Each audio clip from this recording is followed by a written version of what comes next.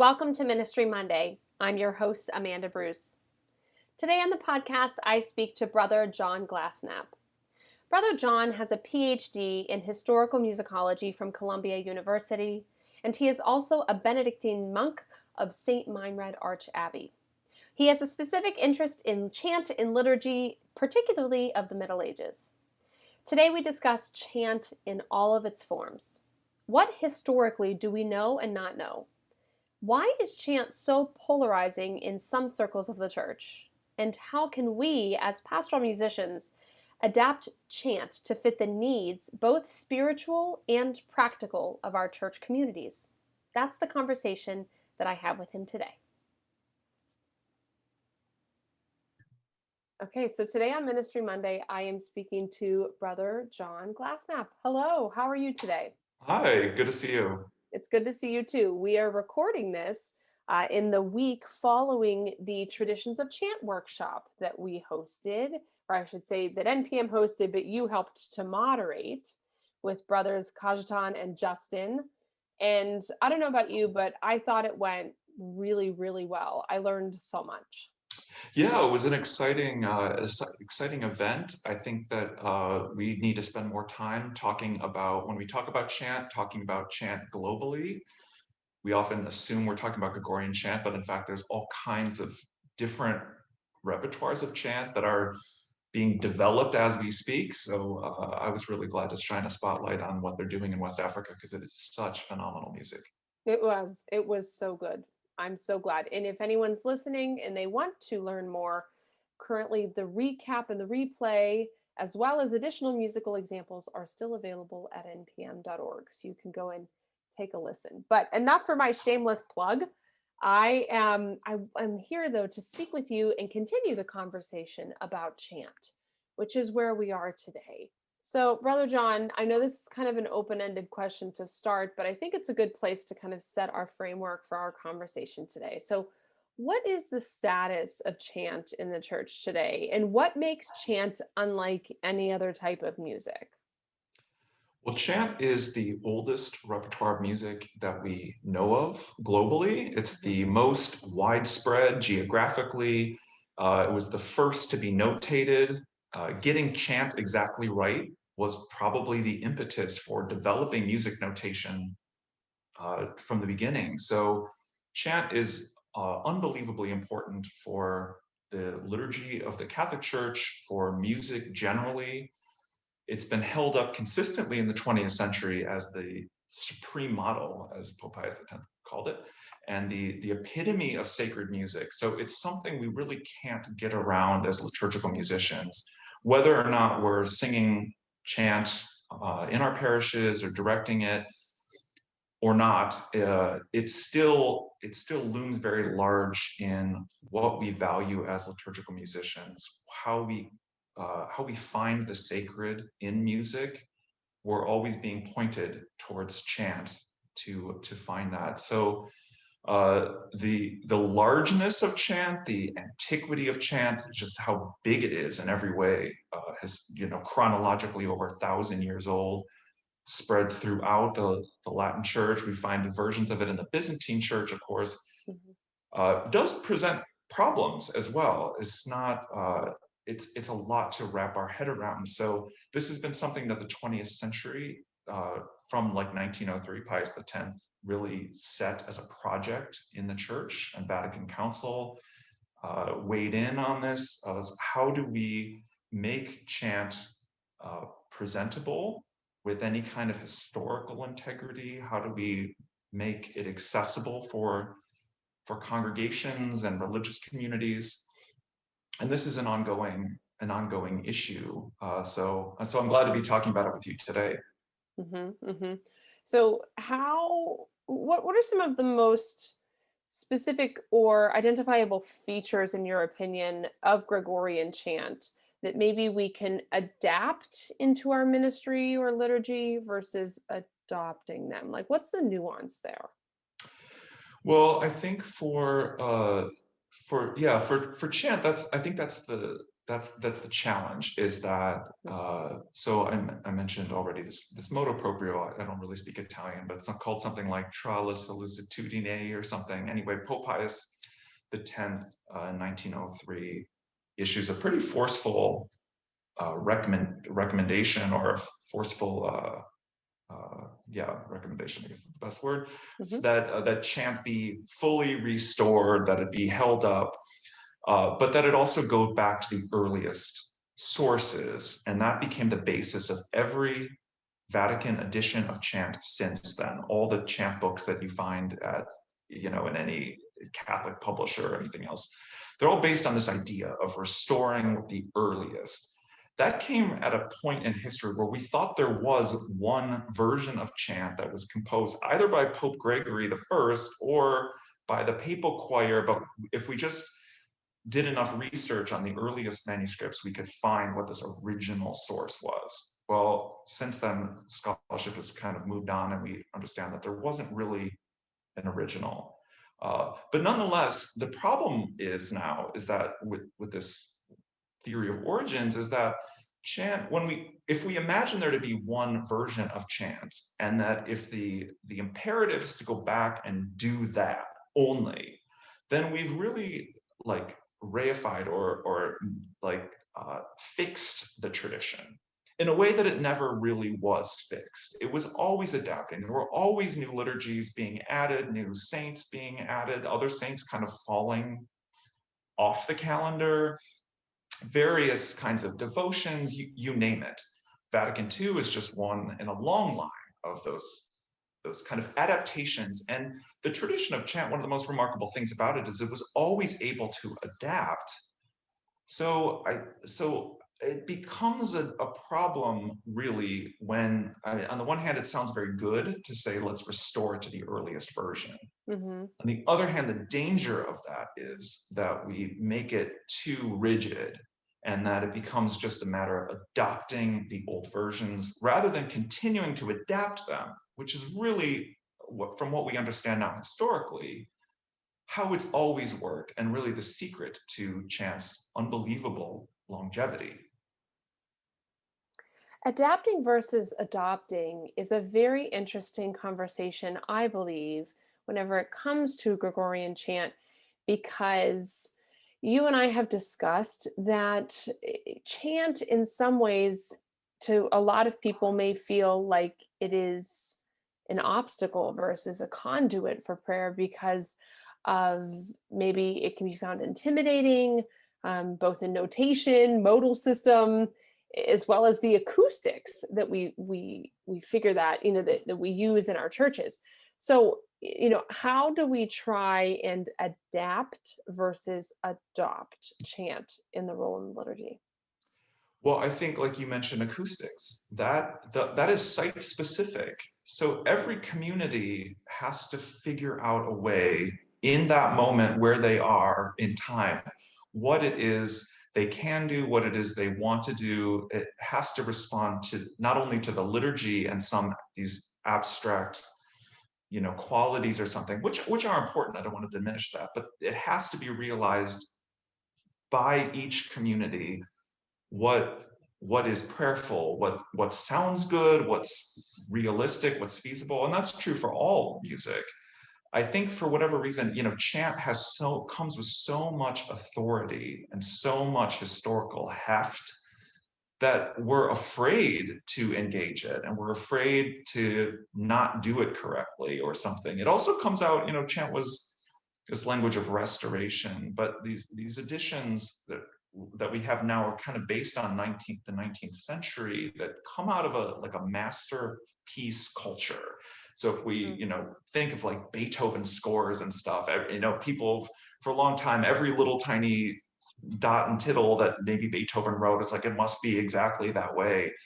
And we often teach chant that way. So some of the more recent editions, I'm thinking of like the Graduale triplex, which have 3 different types of notation all layered on top of each other, right, including the earliest and then the square notes, because they want to get every little tiny nuance that was in that early notation.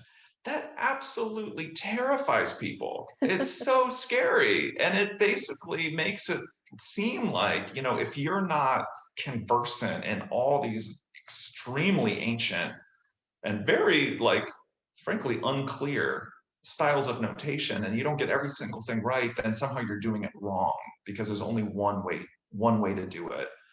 And that one way may not make sense in where you are. Again, talking about acoustics, maybe you have a church that's carpeted and you have to figure out a way to fill out that sound, that because chant is monophonic, it's one line, it's in unison, Right.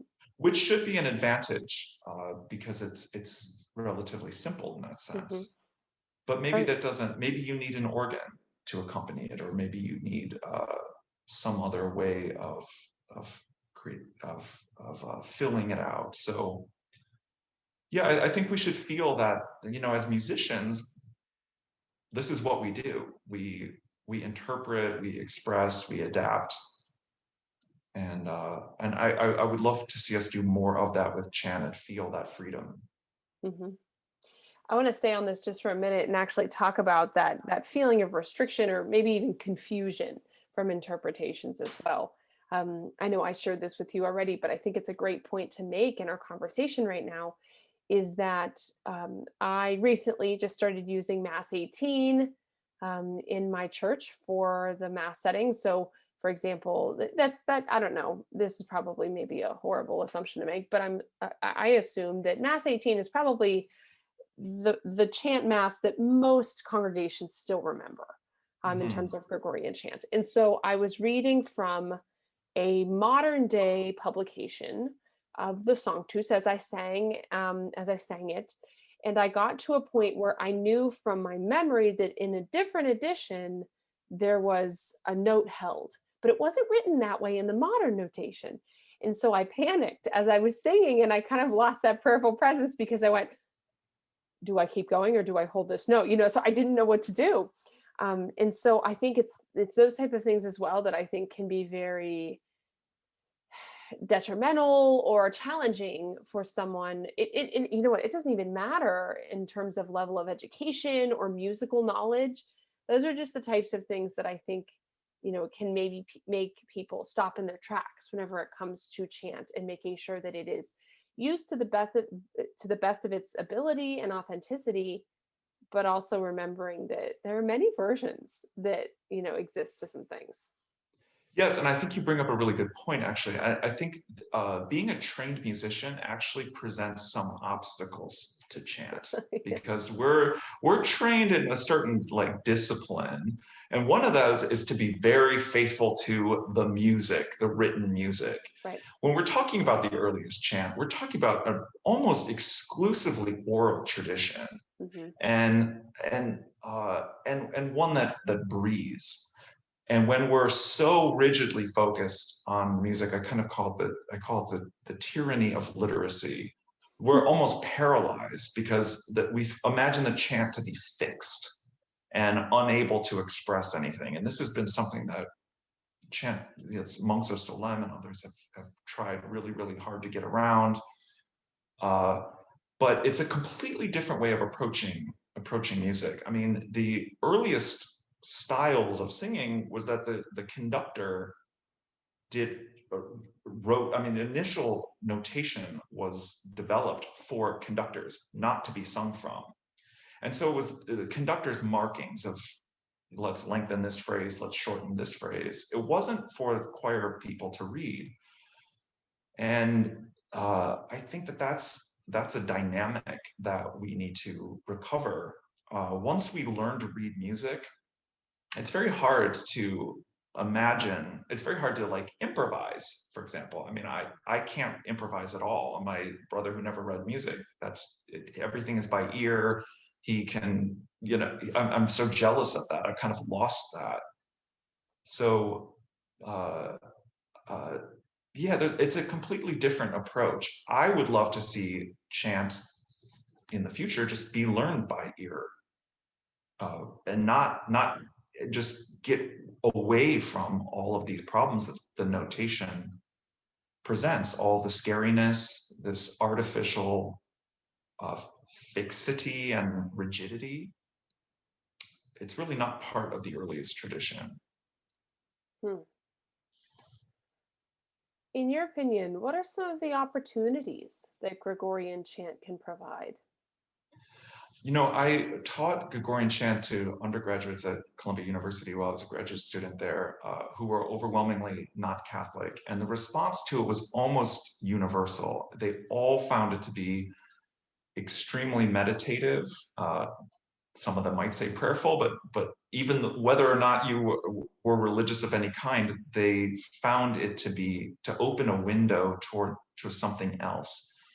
It doesn't represent something material. It lends itself to to contemplation and to quieting, to prayer, we would say. It also, I think, connects us to our own tradition and our history. Again, going back over 1,000 years to a very different church, in a way that other music does not exactly. And I think a lot of the emphasis since the Vatican Council especially has been on immediacy and music that speaks to its time and place. But there's something to be said for music that doesn't speak to its time and place, that points beyond the time and place to a bigger picture, to a larger church, to realize that we're one little speck in this enormous tradition that we've inherited, but that now we are also responsible for passing on. And of course, I mean, everyone listening can describe how chant affects them in their own way. For me, that's what it does, is makes me realize, how big of and how ancient the church really is, and the tiny part that I am in it. My last big question might be a little bit one to ruffle feathers. So if you're listening and this ruffles your feathers, stay with us, because I think this is going to be a good conversation. So we've discussed the phrase that there's a mindset or a paradigm that, quote, chant needs to be restored in its proper place in the church. Can we kind of sit with this and talk with this a little bit? Yeah, restoration is one of those words that is so slippery. What you hear when the monks of Salem were, well, first fighting for and then eventually won the privilege of creating these editions of chant, their I don't know, motto, or their war song really was about restoring chant. Now, what they actually meant was a few things. One was just restoring the artfulness of chant. They thought it had been, the way that chant was being performed was just very, bop, bop, bop, bop, bop, bop, bop, robotic, unexpressive. Each note was held more or less the same way. So it was very like this, and not very musical. And that's fine. They're restoring beauty. That's not controversial. But they also talk about restoring chant to its original. We now know that there was no original. Chant develops in this meeting between singers from Rome and then singers from the Frankish Empire, which is now we call France and Germany.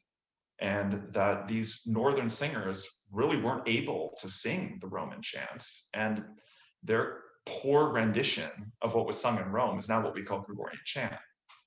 So it was created in this kind of fusion, this melting pot of South meets North.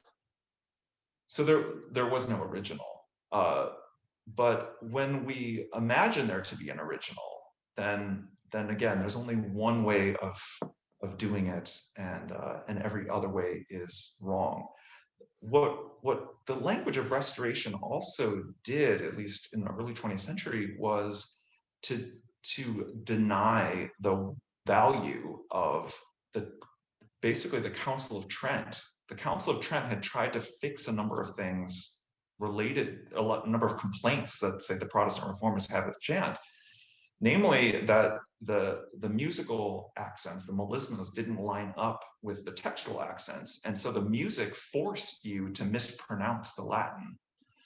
So they tried to fix that, but they fixed it in a way that was not original, and so, but it was nonetheless in good faith. When you hear this language of restoration, you hear it as if it was in bad faith. It's corruption, it's abuse. Pope Pius X uses the word abuse. And so it becomes laden with all kinds of baggage. The politics of restoration were also ones that the monks of Salem were heavily involved with as a reaction to the French Revolution, as a return to the unity of church and state, the glories of Gothic France that was building these enormous cathedrals, and a real like French nationalism as well. One of the reasons you always hear chant in these like echo chambers is it's supposed to be in these Gothic churches and that just, explode with sound. But that's not adaptable again to parishes. It's part of this vision of, the glory days of France that they're restoring. That again, this language of restoration, first of all, it's not really based on anything historical, and it's also a real obstacle to chant because it's so particular and so, again, not historical, and even a rejection of history. The monks of Salem did a phenomenal work, but when there was ambiguity, their goal was to perform the chants. So when it wasn't clear how to interpret this or that, they just created a solution and created something new, a new kind of chant that spoke to their needs in the 19th and 20th century. So I find the language of restoration to be one of the major obstacles, actually, to chant now. I think it's misleading, and it calcifies the tradition and politicizes it in a way that no music should ever be. As we wrap up today, do you have any other closing thoughts or any other points you'd like to make about the historical intervention on the basis of chant that we've been talking about today? Well, I think we need to spend more time, even if we are not singers of chant, thinking about what it is that chant does that other kinds of music either doesn't do or could do, but in relation to chant. Again, chant is unparalleled in any musical tradition, really, in the world. It's such a remarkable body of music. It's something we should be very proud of as a church, but it's not one that again is user friendly. People often say, I just want to perform chant, and I said, and exactly what is that? What do you want to perform? We shouldn't imagine that we have it figured out. We shouldn't imagine that chant is a closed tradition, that it's not one that we're needing to continually engage, continually redefine. And it's one, I think, as liturgical musicians, that's incumbent on each of us, not just specialists or publishers or whoever, but each one of us carrying that tradition forward, deciding what it means and deciding how we're going to teach it. My last question to you, Brother John, is one that's maybe a little more personal. What are, and I know I didn't mention that I was going to ask you this either. So, what are maybe a couple of your favorite chants? They're all for Easter, so I can't tell you. One of them is the gradual Haec Dies, which is just an outstanding gradual, and it's one of the earliest, and I think that might be why I love it so much. Puer natus est, which is the offertory for the third Sunday of Advent. It's gorgeous. I think Advent has the best music in the liturgical year. It's just so beautiful. I've yet to find a chant that I didn't like, though. I have to say, they're all so amazing. Mm-hmm. But I think also there's a lot of non-Gregorian chants, Byzantine chant, for example, Georgian chant. I encourage everybody who's listening.